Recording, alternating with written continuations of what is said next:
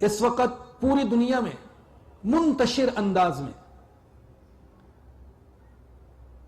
خلافت کے قیام کی آواز لگ رہی ہے، اگرچہ اس میں وحدت نہیں ہے، آواز لگانے والوں میں اتفاق نہیں ہے، اتحاد نہیں ہے، ہر ایک اپنے اپنے انداز میں آواز لگا رہا ہے، اور مسلمان عوام کی اکثریت بالخصوص نوجوان نسل یہ سمجھتی جا رہی ہے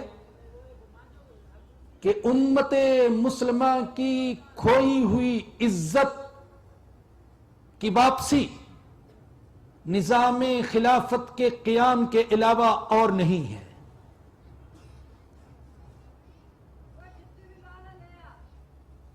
اور صرف نوجوان نسل ہی یہ محسوس نہیں کر رہی، حساس نوجوانوں سے زیادہ اہل مغرب اس سے پریشان ہیں کہ اگر خلافت کا نظام بحال ہو گیا تو پھر وہ عالم اسلام کو دبائے رکھنے میں کامیاب نہیں ہو سکیں گے، بلکہ خلافت کے قیام کا پہلا دن سامراجی نظام کی موت کا پہلا دن ہوگا۔ تو وہ یہ کوشش کر رہے ہیں کہ چہروں کو بدل کر ان جوشیلے اور جذباتی نوجوانوں کو جو اسلام کے لیے، امت مسلمہ کی عزت کی بحالی کے لیے، سامراج کی موت کے لیے اپنے سر ہتھیلیوں پر رکھے پھرتے ہیں، ان جذباتی نوجوانوں کو ٹھنڈا کرنے کے لیے اور مطمئن کرنے کے لیے چہرے بدل دیے جائیں۔ حالانکہ یہ جو چہرے بدل کر سامنے آ رہے شاید ہماری بدعمالیوں کا نتیجہ ہے، اور اللہ پاک نے ہم سے مزید امتحان لینے ہیں کہ ان چہروں کا گہرائی میں جا کر مطالعہ کیا جائے تو ہر آنے والا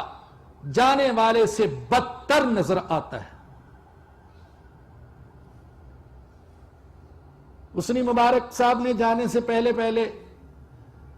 عمر سلیمان کو اختیارات تفویض کر دیے اور کوشش کی کہ مصری عوام اس کی بجائے حسنی مبارک بجائے عمر سلیمان پر مطمئن ہو جائے۔ اب تو وہ بھی جا چکے، لیکن میں نے اخبارات میں اس سنگ دل انسان کے حوالے سے پڑھا کہ مصر کے اندر اسلام کے نام لیواؤں پر جتنا ظلم و ستم اس نے ڈھایا، حسنی مبارک اس کے مقابلے میں کچھ بھی نہیں۔ ایک صاحب نے لکھا کہ ایک مجاہد مسلمان ایسا تھا کہ گوانتا ناموبے میں امریکی سارے جبر و تشدد کے باوجود اس کی زبان کھلوانے اور راز اگلوانے میں کامیاب نہ ہو سکے، تو انہوں نے پھر اسے مصر میں عمر سلیمان کے پاس بھیجا۔ عمر سلیمان کی پولیس نے بھی ہر حربہ آزمایا، لیکن وہ نوجوان کسی طریقے سے زبان کھولنے پر آمادہ نہ ہوا، تو پھر خود عمر سلیمان جیل میں آیا اور اس نے جیل میں محبوس قیدیوں میں سے ایک کو بلایا اور اپنی پولیس کو حکم دیا کہ اس کے جسم کا ایک ایک ٹکڑا اس طریقے سے کاٹا جائے کہ یہ آخری ہچکی اس وقت لے جب اس کے جسم کا آخری ٹکڑا کٹے۔ جب اس کے جسم کے آدھے ٹکڑے کیے جا چکے تو پھر وہ مجاہد مسلمان بھی اس منظر کو دیکھ کر زبان کھولنے پر مجبور ہو گیا۔ تو یہ وہ بد نصیب شخص، سنگ دل شخص، جو امریکیوں سے بھی زیادہ درندہ اور جابر اور متشدد، اب اگرچہ وہ بھی منظر سے ہٹ چکا اور تنتاوی صاحب اس کی جگہ سنبھال چکے، لیکن ان کے بارے میں بھی خبریں اچھی نہیں ہیں۔ تو یہ جو چہرے بدلے جا رہے ہیں اور ان چہروں کے بدلنے کو انقلاب کا نام دے کر عوام کو مطمئن کرنے کی کوشش کی جا رہی ہے، تو یاد رکھیے کہ یہ انقلاب نہیں ہے، یہ تو خیر ہے ہی ڈرامہ۔ جن کو لوگ انقلاب کہتے ہیں، فرانس کا انقلاب اور روس کا انقلاب اور چین کا انقلاب اور ایران کا انقلاب، حقیقت میں یہ انقلاب بھی حقیقی انقلاب نہیں تھے۔ اور تاریخ انسانی کا اگر مطالعہ کیا جائے تو حقیقی انقلاب برپا ہوا ہے تاریخ انسانی میں، تو وہ صرف وہ انقلاب تھا جو ہمارے آقا حضرت محمد الرسول اللہ صلی اللہ علیہ وسلم کے ہاتھوں برپا ہوا۔ یہ واحد انقلاب تھا جس کا خاکہ بھی حضور نے پیش کیا، پروگرام کو بھی حضور نے تشکیل دیا، ابتدائی مراحل سے بھی آپ خود گزرے، اپنے ساتھیوں کی جماعت وہ آپ نے خود تیار کی، اور اس انقلاب کے مخالفین سے ٹکراؤ آپ نے خود لیا، اور پھر اسے تکمیل تک بھی آپ نے اپنے مبارک ہاتھوں سے پہنچایا۔ میں نہیں جانتا کہ جب سے تاریخ مرتب ہونے لگی اس سے پہلے دنیا میں کیا کچھ ہوتا رہا، لیکن جو معلوم تاریخ ہے تو معلوم تاریخ میں ایسا انقلاب نہ کسی نبی کے ہاتھوں برپا ہوا نہ غیر نبی کے ہاتھوں برپا ہوا۔ قریب ترین مذاہب اور قریب ترین نبی وہ حضرت موسیٰ علیہ السلام ہے اور حضرت عیسیٰ علیہ السلام ہے، لیکن سیدنا موسیٰ علیہ السلام کا انتقال اس حال میں ہوا کہ ان کی قوم وادی تیہ میں 40 سال کی سزا بھگت رہی تھی۔ قال فإنها محرمة عليهم 40 سنة يتيهون في الأرض فلا تأس على القوم الفاسقين۔ اور سیدنا عیسیٰ علیہ السلام کو اس حال میں آسمان پر اٹھا لیا گیا کہ انہیں پھانسی پر چڑھانے کے آخری انتظامات کیے جا رہے تھے، اور ان کے حواری، ان کے صحابی سب نہیں، بعض ان کا ساتھ چھوڑ چکے تھے۔ تو یہ واحد انقلاب معلوم تاریخ میں کہ جو اس عظیم تاریخ انسانی کے عظیم ترین انسان کے ہاتھوں جس کی ابتدا بھی ہوئی اور جو اپنی تکمیل تک بھی پہنچا، اور یہ ایسا انقلاب تھا جو ہمہ جہت بھی تھا، عالمگیر بھی تھا۔ ہمارے آقا صلی اللہ علیہ وسلم نے جس انقلاب کی دعوت دی، یہ انقلاب مکہ والوں کے لیے نہیں تھا، مدینہ والوں کے لیے نہیں، اہل عرب کے لیے نہیں، بلکہ یہ سرحدوں سے ماورا تھا۔ اس کی دعوت سارے انسانوں کے لیے تھی، سارے جہانوں کے لیے، سارے مکانوں کے لیے اور سارے زمانوں کے لیے۔ یہ جو تبدیلیاں آ رہی ہیں، چہروں کی تبدیلیاں، اگر بالفرض مذاق کے طور پر بھی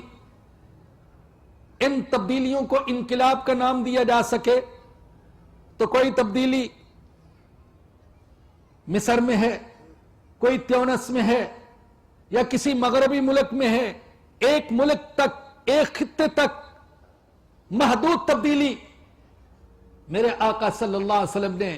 جس تبدیلی کی دعوت دی اور جس انقلاب کی بنیاد رکھی وہ سرحدوں سے ماورا تھا۔ پھر ہمہ جہت بھی صرف حکومت کو بدلنا مقصود نہ تھا، صرف سیاست کو بدلنا، صرف معیشت کو بدلنا، صرف عدلیہ کو بدلنا، صرف انتظامیہ کو بدلنا، یہ پیش نظر نہ تھا، بلکہ عقائد و نظریات سے لے کر عبادات اور اعمال تک، اور اخلاق سے لے کر معاملات تک، سیاست سے لے کر معیشت اور معاشرت تک، بلکہ ظاہر سے لے کر باطن تک ہر چیز کو بدلنا پیش نظر تھا۔ اور حقیقت تو یہ کہ سارے انبیاء کرام علیہ السلام جو تبدیلی کی دعوت دیتے ہیں تو سب سے پہلے اندر کی تبدیلی، دل کی تبدیلی۔ انبیاء کرام علیہ السلام کی محنت نہ پانی پر، نہ ہوا پر، نہ آگ پر، نہ لوہے پر، نہ لکڑی پر، نہ زمین پر، نہ پتھر پر، بلکہ ان کی محنت وہ دلوں پر ہوتی ہے، اس لیے کہ دل بدل جائیں تو پھر سب کچھ بدل جاتا ہے، انداز نظر بدل جاتا ہے، اسلوب گفتگو بدل جاتا ہے، سوچنے سمجھنے کے انداز بدل جاتے ہیں، دیکھنے کے انداز بدل جاتے ہیں۔ جس کے دل میں ایمان ہو اس کی نظر کچھ اور ہوتی ہے، اور جس کا دل ایمان سے خالی ہو اس کی نظر کچھ اور ہوتی ہے۔ صاحب ایمان کی نظر غیر محرم پر بھی پڑتی ہے تو محبت کے ساتھ پڑتی ہے، شفقت کے ساتھ بھی پڑتی ہے، اور جس بدبخت کے دل میں غلاظت بری ہوئی ہو وہ بسا اوقات بہن بیٹی کو بھی دیکھتا ہے تو شہوت کی نظر سے دیکھتا ہے۔ تو انبیاء کرام علیہ السلام سب سے پہلے دلوں کو بدلتے ہیں۔ تو ایسا انقلاب جس میں ہر شعبے کو بدلنا پیش نظر ہو، یہ دعوت ہمارے آقا حضرت محمد الرسول اللہ صلی اللہ علیہ وسلم نے دی۔ پھر تبدیلی کی بات کرنے والے کبھی تو کسی ایک خاص شخصیت کو ٹارگٹ کرتے ہیں، کبھی کسی ایک خاص نظام کو، لیکن آقا صلی اللہ علیہ وسلم نے جس تبدیلی کی دعوت دی، جس انقلاب کی دعوت دی، اس میں کسی ایک نظام کو ہٹانا مقصد نہیں تھا، بلکہ شاہ ولی اللہ رحمت اللہ علیہ کے الفاظ میں فک کل نظام، ہر نظام کی توڑ پھوڑ۔ ایسا نہیں کہ جمہوریت کی جگہ سوشلزم یا کمیونزم یا کوئی دوسرا ازم، نہیں، ہر ازم کی توڑ پھوڑ۔ آقا نے اس تبدیلی کی دعوت دی، اس کی بنیاد رکھی۔